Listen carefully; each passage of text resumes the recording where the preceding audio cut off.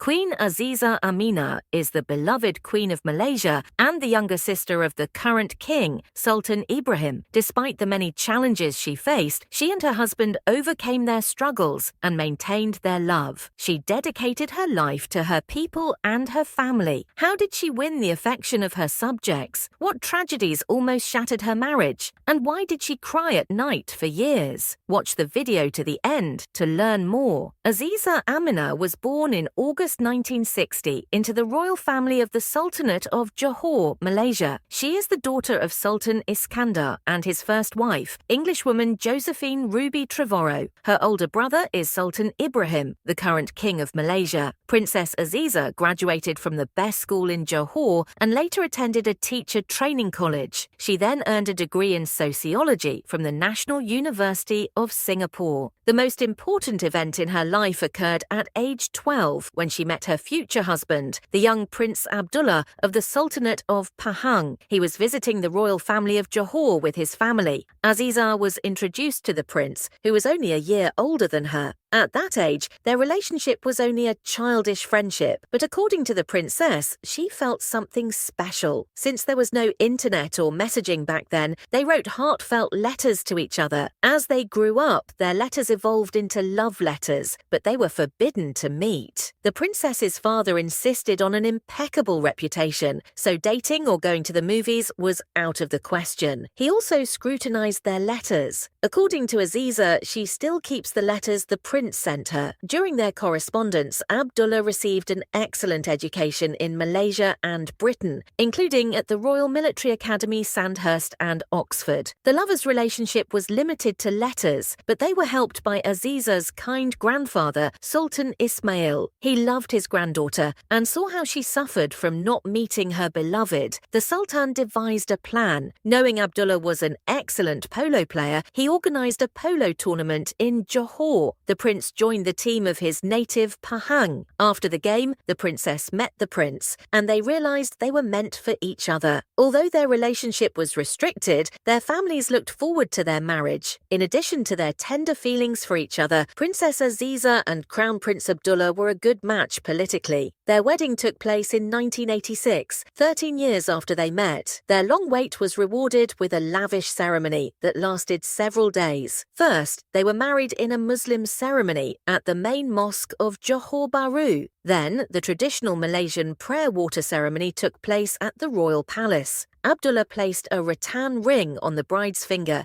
and the bride kissed his hand in gratitude. The groom then solemnly said, "Indeed," 3 times, and the bride smiled modestly in agreement. The newlyweds cut a huge cake, and the whole kingdom celebrated. They were wished happiness, wealth, and many children. Everyone expected a bright future, but they were wrong. Princess Aziza had a condition that made pregnancy and childbirth difficult. When the newlyweds tried to have a baby, the doctors said even with treatment, Aziza might not become a mother. Abdullah was urged to divorce his infertile wife or take a second wife who could bear an heir. He refused. For nearly 5 years, he supported his wife during infertility treatment. In 1990, a miracle happened. The princess became pregnant and gave birth to a son, Ahmad, but he died shortly after birth. The couple's relationship began to falter. Abdullah then married Malaysian actress Julia Abdul Rais, who became his second wife. She had been popular in the film industry but ended her acting career after marriage. She gave birth to a daughter, then 2 more girls. Princess Aziza struggled with this but refused to give up. The 1990s saw advancements in IVF, which gave Aziza hope. She underwent 16 IVF procedures, had 6 miscarriages, and often cried after each failed attempt. But the 17th IVF attempt succeeded. In 1995, Aziza gave birth to a healthy son, Hassan al-Ibrahim, who became Crown Prince. Encouraged, they had 5 more children, 3 sons and 2 daughters. The princess also helped raise her husband's children by his second wife. They also adopted a son before their firstborn was born. Recently, Queen Azizah expressed a desire to adopt a 2-year-old girl with werewolf syndrome, who was mocked for her appearance. Her parents couldn't afford treatment, so the Queen helped them. For sincerely helping people, Azizah was called the Queen of Malaysian Hearts. In January 2019, she officially became the Queen of Malaysia. Prince Abdullah became Sultan of Pahang after after his father abdicated due to illness, and soon he became King of Malaysia after the previous king abdicated. Azizah has always assisted her husband, overseeing medical and cultural affairs. Inspired by her struggles with infertility, she created a foundation to help women facing similar issues. Hundreds of women have experienced motherhood thanks to her foundation. Queen Azizah is also famous for her cooking. She wrote 3 cookbooks, with proceeds going to her foundation.